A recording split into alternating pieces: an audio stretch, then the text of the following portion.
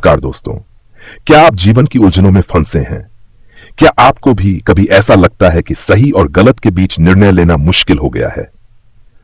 आज हम बात करेंगे उस पवित्र ग्रंथ की जिसने न केवल अर्जुन को उनके सवालों का जवाब दिया बल्कि हजारों सालों से पूरी मानवता को जीवन का मार्ग दिखाया है। हम बात कर रहे हैं श्रीमद् भगवद गीता की। गीता केवल एक धार्मिक ग्रंथ नहीं है, यह जीवन के हर पहलू को समझने और जीने की कला सिखाती है।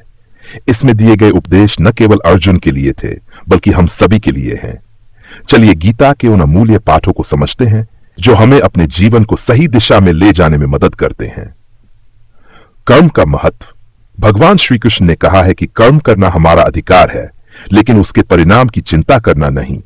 सोचिए, अगर हम हर समय इस बात की चिंता करेंगे कि हमारे प्रयास का नतीजा क्या होगा, तो क्या हम अपना काम सही तरीके से कर पाएंगे?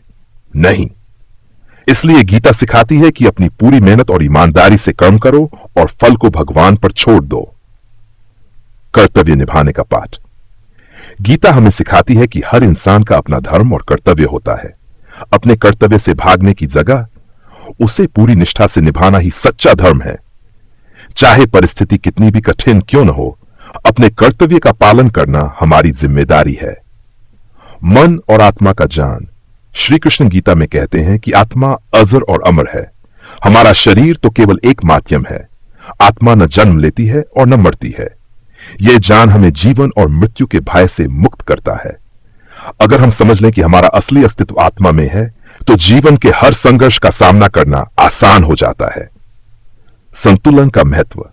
गीता हमें जीवन में संतुलन बनाए रखना सिखाती है। सफलता और असफलता, सुख और दुख, लाभ और हानि, यह सब जीवन का हिस्सा है। लेकिन अगर हम हर स्थिति में समान रूप से रहना सीख लें, तो कोई भी मुश्किल हमें हिला नहीं सकती। भक्ति और समर्पण। भगवान श्री कृष्ण कहते हैं कि अगर आप मुझ पर पूर्ण विश्वास और भक्ति से अपना जीवन समर्पित करते हैं, तो मैं आपके सभी पापों का नाश करूंगा। यह हमें सिखाता है कि जब जीवन में सब कुछ उलझा हुआ लगे, तो भगवान पर विश्वास रखें। उनका आशीर्वाद हमें हर बाधा से पार कर सकता है। योग और ध्यान का महत्व।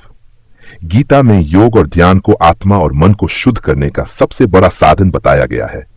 आज के समय में जब हमारी जिंदगी भागदौड़ से भरी हुई है, योग और ध्यान हमें मानसिक शांति और आत्मनियंत्रण प्रदान करते हैं।